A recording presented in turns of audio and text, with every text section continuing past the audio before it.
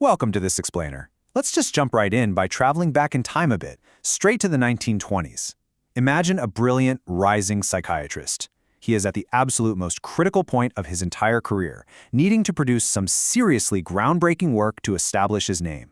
But instead of networking, or attending endless meetings, or staying in the bustling city, he does something kind of baffling. He literally disappears into the woods. Now that psychiatrist, it was Carl Jung. And it brings us to a really fascinating question. Why on earth would an incredibly ambitious professional, someone literally trying to change the world of psychology, isolate himself in a primitive, two-story stone structure in the woods of Switzerland? We're talking no electricity, relying entirely on oil lamps and a fireplace. It seems totally counterintuitive to our modern hustle culture, doesn't it? Well, as Jung himself said, "In my retiring room, I am by myself. No one else is allowed in there except with my permission." You see, Jung didn't retreat to a stone tower in Bollingen to take a vacation or just escape his work. He did it to radically advance his work. He needed to confidently disagree with his former mentor, Sigmund Freud. And to do that, he needed a level of thought so careful and so profound that his hectic city lifestyle simply couldn't accommodate it. He built that tower to cultivate a very specific, incredibly rare skill. So here is our roadmap for this explainer. 1. Carl Jung's Tower Secret. 2. The essence of the deep work method. 3. Why concentration increases income. 4. Fighting digital addiction. And 5. How planning creates deep concentration. Let's start with Section 1, Carl Jung's Tower Secret, the historical precedent for ultimate focus. Exploring why Carl Jung built that one secluded tower teaches us a foundational lesson about high-level intellectual achievement. Everything we're unpacking today is anchored in Cal Newport's phenomenal book, Deep Work. Newport, who is a computer science professor, argues that the intense focus Jung utilized isn't just some old-fashioned quirk of history. Actually, it is actively becoming the most valuable and honestly the most rare skill in our modern economy. Moving right along to Section 2, the essence of the deep work method, defining the cognitive advantage. So what exactly is the essence of this method that Jung intuitively understood? Here's the formal definition. Deep work consists of professional activities performed in a state of completely distraction-free concentration that push your cognitive capabilities to their absolute limit. These efforts create new value, they improve your skills, and they are incredibly hard for anyone else to replicate. Basically, it's the intense effort necessary to wring every single drop of value out of your intellectual capacity. But to really get a grip on deep work, we have to look at its evil twin, shallow work. These are the non-cognitively demanding, logistical-style tasks that we usually perform while distracted. Think about answering routine emails, sitting in endless status meetings, or just tweaking the formatting on a spreadsheet. They're super easy to replicate, and crucially, they don't create much new value in the world. Take a quick second and honestly evaluate your own workday side by side. How many browser tabs do you literally have open right now?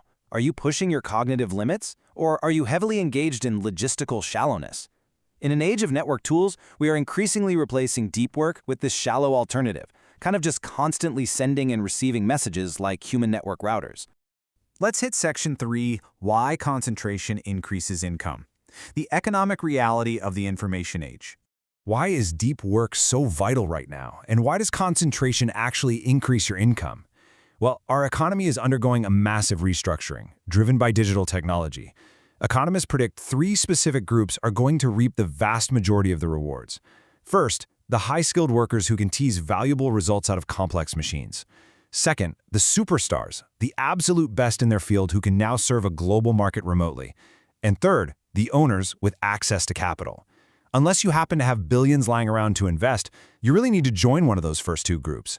And to do that, you have to master hard things quickly and produce at an elite level. Both of those require deep work.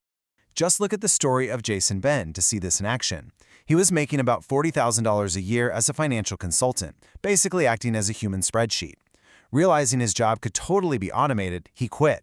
But instead of casually studying, he locked himself in a room with 0 computers, just textbooks and note cards, intensely training his brain to focus. He then crushed a notoriously difficult programming bootcamp, graduating as the top student. Shortly after, he landed a job as a developer in San Francisco making over $100,000. He learned a hard skill incredibly fast, precisely because he developed his deep concentration skills. That brings us to Section 4, Fighting Digital Addiction, the modern villain destroying focus. So, if deep work is this incredible superpower, why aren't we all doing it? Take a look at this shocking number. A McKinsey study found that the average knowledge worker spends more than 60% of their work week just engaged in electronic communication and internet searching. Really think about that for a second. More than half the week is gone just managing the inbox and hunting for information, leaving these fragmented slivers of attention that absolutely cannot accommodate deep work. This leads to a rather chilling warning from Newport's book: spend enough time in a state of frenetic shallowness, and you permanently reduce your capacity to perform deep work. The constant notifications and endless feeds aren't just annoying, they are actively rewiring your brain. You are permanently chipping away at your physical capacity for concentration. To thrive today, you absolutely must fight this modern digital addiction. And finally, Section 5, How Planning Creates Deep Concentration, the ultimate weapon against distraction. You see, deep work doesn't just happen by accident when you magically feel inspired. To develop these skills, you need an ultimate weapon against distraction, and that is rigorous strategic planning. You have to ritualize your deep work. This is exactly how planning creates deep concentration. It minimizes the friction and the sheer willpower it takes to transition into a state of intense focus. A good ritual answers three things. First, where will you work and for exactly how long? Second, what are the rules? For example, absolute zero internet use while the timer is running. And third, how will you support the work? Do you need a cup of coffee ready? Are your reference materials organized on your desk? When you plan these details in advance, you don't waste precious mental energy trying to figure them out in the moment.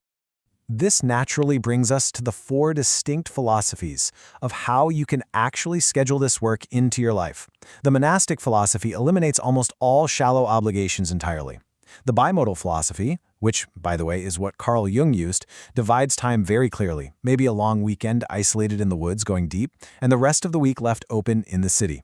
The rhythmic philosophy transforms deep work into a simple, regular daily habit, like working every morning from 5 a.m. to 7 a.m. without fail. And finally, the journalistic philosophy involves fitting deep work into whatever pockets of free time naturally arise during a busy day. You just have to pick the specific planning philosophy that fits your life to reliably create that deep concentration. We've seen how valuable, rare, and economically vital it is to push your cognitive capabilities to the limit, which leaves us with one final, memorable provocation. Are you actively building your own mental tower to create real value in the world, or are you just endlessly scrolling through someone else's? The choice between deep and shallow is entirely up to you. Thanks for joining me on this explainer, and I really hope this helps you build your own 21st century superpower.